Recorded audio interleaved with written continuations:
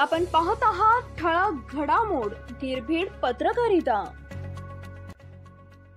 अल्पवयीन मुलीची हत्या करणाऱ्या नराधमास 8 दिवसांची पोलीस कोठडी।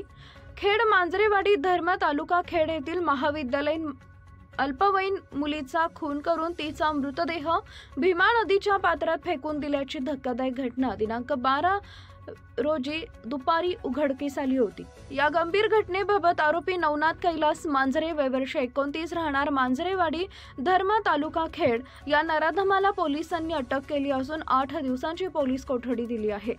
खेड पोलिसांनी दिलेल्या माहितीनुसार पीडित अल्पवयीन मुलगी हुतात्मा राजगुरू महाविद्यालयात शिक्षण घेत होती।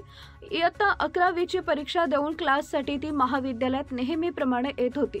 दिनांक 11 रोजी राजगुरू नगर इथं नेहमीप्रमाणे सकाळी महाविद्यालयात आली होती। सकाळी 11:30च्या सुमारास घरी जाण्यासाठी पाबळ रोड इथं थांबली असताना आरोपी नवनाथ मांजरे तिथं आला। घरी यायचं आहे का असं म्हणून पीडितेला दुचाकीवर बसवले। दरम्यान मला उसाच्या शेताला 2 पाण्याची बारी द्यायची असं मुलीला सांगून मांजरेवाडी पिंपळ मलघेवाडी या मार्गाच्या रस्त्याने त्याच्या नदीकाठच्या उसाच्या शेतात नेले। आरोपीने पीडित मुलीवर अतिप्रसंग करण्याचा प्रयत्न केला। पीडितेने नकार दिल्यामुळे आरोपीने पीडित मुलीच्या डोक्यात शेतातील दगड उचलून टाकला।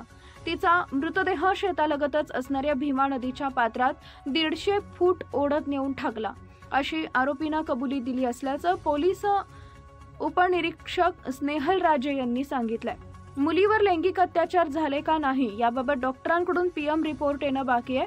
आरोपी उलटसुलट उत्तर देत असून कसून तपास सुरू आहे। 2 दिवसात सत्य बाहेर येईल यासाठी आरोपीला 8 दिवसांची पोलीस कस्टडी दिली आहे। आरोपी गावामधीलच असल्यामुळे तणावाचं वातावरण निर्माण झालं होतं। गाव ते स्मशानभूमीपर्यंत कुठलाही अनुचित प्रकार घडू नये म्हणून पोलिसांनी मोठ्या प्रमाणात बंदोबस्त ठेवला होता। यावेळी अनेक ग्रामस्थ व नातेवाईकांनी आरोपीला फाशी द्यावी अशी मागणी पोलीस निरीक्षक प्रभाकर मोरे यांच्याकडे केली आहे। आरोपी घटना घडल्यानंतर बिनदिक्कतपणे गावात हिंडत होता, जसं काही घडलंच नाही।